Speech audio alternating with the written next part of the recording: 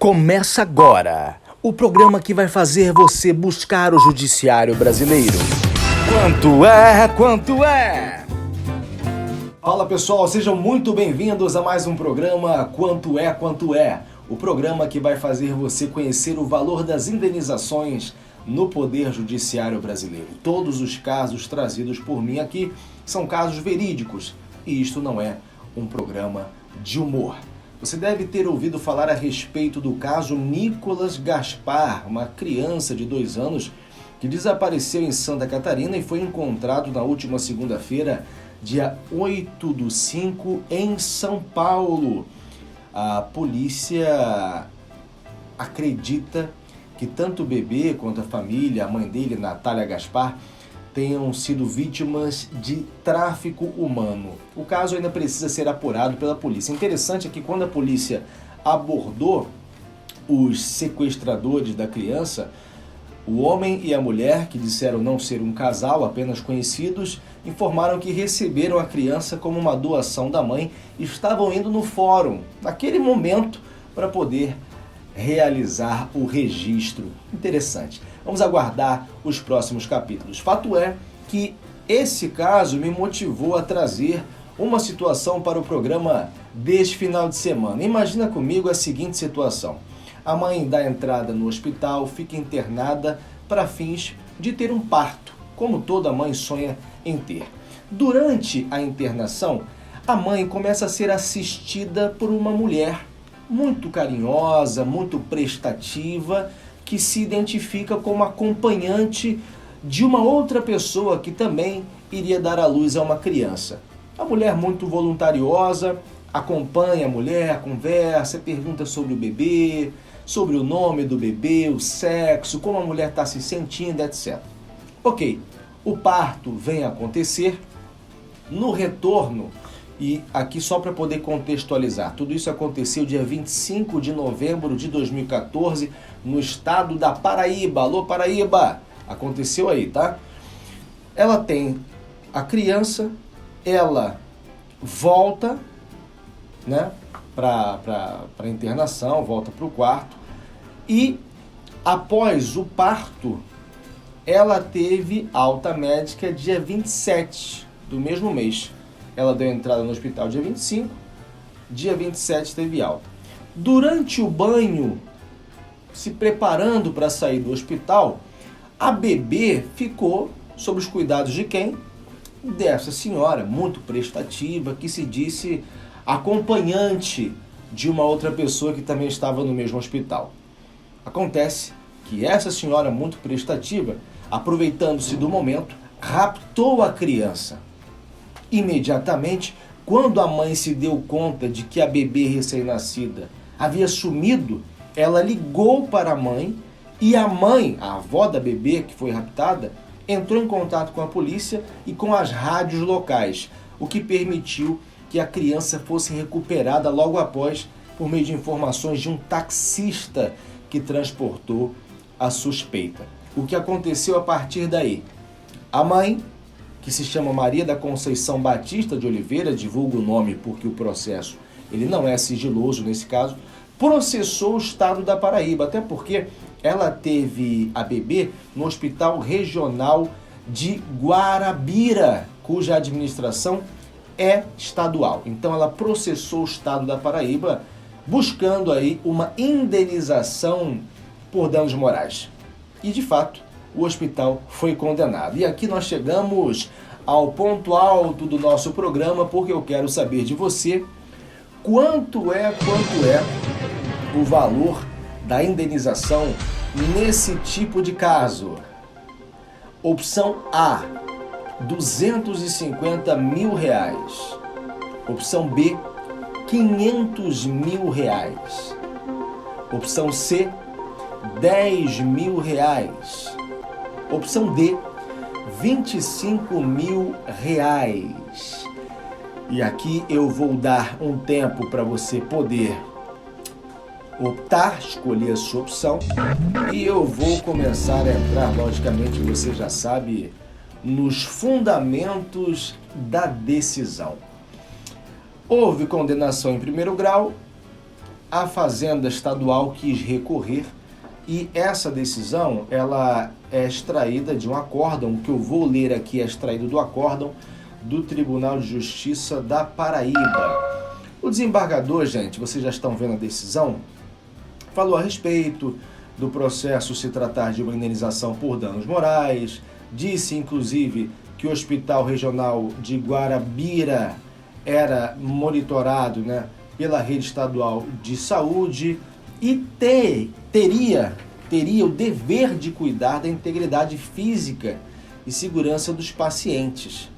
Então, no entendimento do tribunal, houve, no caso, uma falta de vigilância quanto ao acesso à casa de saúde, permitindo que uma pessoa estranha pudesse frequentar o berçário e locais reservados a parturiente e acompanhantes com o objetivo de subtrair a infante recém-nascida. O que foi considerado aqui, gente? A omissão do Estado, o que acabou por causar dor e desespero. A mãe que só teve a filha de volta graças à intervenção da genitora que buscou as autoridades policiais. O desembargador, inclusive, comenta que o fato acabou ganhando notoriedade, saiu em vários jornais, o que deixa translúcido, e aqui são palavras do desembargador, o dever de reparação do promovido, que por ser o mantenedor da casa de saúde, assume o risco de sua atividade, que engloba o dever de cuidado tanto salutar, como também de segurança para com os seus usuários. E aqui, gente, eu quero que a câmera volte para mim, porque eu tenho uma opinião um pouco diversa do desembargador. Data máxima vênia, eu entendo que houve, sim, nesse caso, excludente de responsabilidade. Uma das excludentes de responsabilidade é a culpa exclusiva da vítima. Eu vou fazer aqui o papel de advogado do hospital. Não concordo, obviamente, com tudo que aconteceu. É lamentável que a criança tenha sumido, mas espera lá. Você chega no hospital, você está grávida. Uma pessoa qualquer, talvez até mesmo sem identificação, e o processo não deixa claro acerca desta questão, se a pessoa estava devidamente identificada ou não. Quando você chega no ambiente, seja ele qual for, você consegue perceber quem é que trabalha naquele local ou não. Você se certifica por meio de uma logo na camisa, algum objeto de identificação, um crachá, para saber se você está falando com a pessoa certa, até para não cometer equívocos que possam aí te causar situações constrangedoras. Então, nesse caso, uma mulher começa a conversar com você, se identifica meramente como acompanhante de uma outra pessoa que está no hospital. Bom, se você é acompanhante de uma pessoa que está no hospital, vai acompanhar a pessoa que te trouxe. Você está fazendo o quê falando comigo? Cadê a sua identificação? Eu lembro, gente, eu sou papai de primeira viagem, e eu lembro que quando nós estávamos nos preparando para o parto, a minha mulher me deu uma única missão. Eu só tinha uma missão. Acompanha a Donatella onde quer que ela vá após o momento do parto. Não tem essa de levar para uma sala escondida, não tem essa de pesar, de medir isso, aquilo, outro, de verificar isso, aquilo, outro, sem você. Você tem direito. A minha mulher falando isso, eu assim, não posso deixar a Donatella sozinha. Entrei naquela sala de parto, meus amigos. Qualquer movimentação, eu falava, eu vou junto. Porque é o que o pai e a mamãe têm que fazer. Afinal de contas, é minha filha, é meu filho. Então, eu evidencio que ao permitir que a criança ficasse na mão de uma estranha sem tomar os devidos cuidados, eu entendo sim que haveria aqui nesse caso, em tela, a possibilidade da culpa exclusiva da vítima.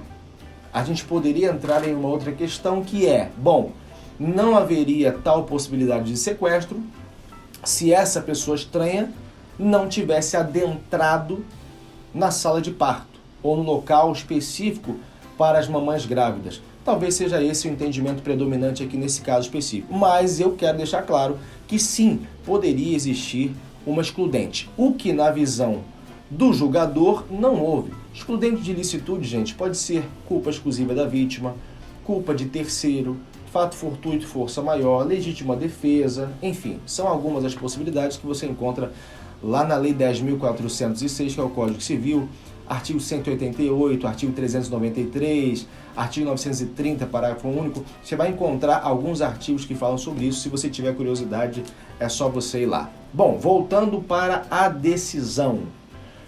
O desembargador coloca uma série de decisões de outros tribunais e ele vai manter o dano moral por tudo isso que eu falei aqui. E agora o valor. Porque se você inicialmente optou pela opção C, R$10.000, você acertou. Só que você acertou parcialmente, você acertou a decisão de primeiro grau. Porque neste recurso, a Fazenda Pública recorreu sim, porque queria retirar o dano moral, mas a mamãe também recorreu pedindo justamente para aumentar o valor. E, no caso, o valor foi aumentado. Para quanto? Fala aí, minha voz. R$25.000. Exatamente, R$25.000. Opção D. Se você optou pela opção D, você acertou. Porque o desembargador, voltando aqui para a decisão, ao falar sobre o quantum indenizatório, ele mencionou que seria necessário atender às circunstâncias do fato e ser proporcional ao dano, além de ter também um caráter educativo e punitivo.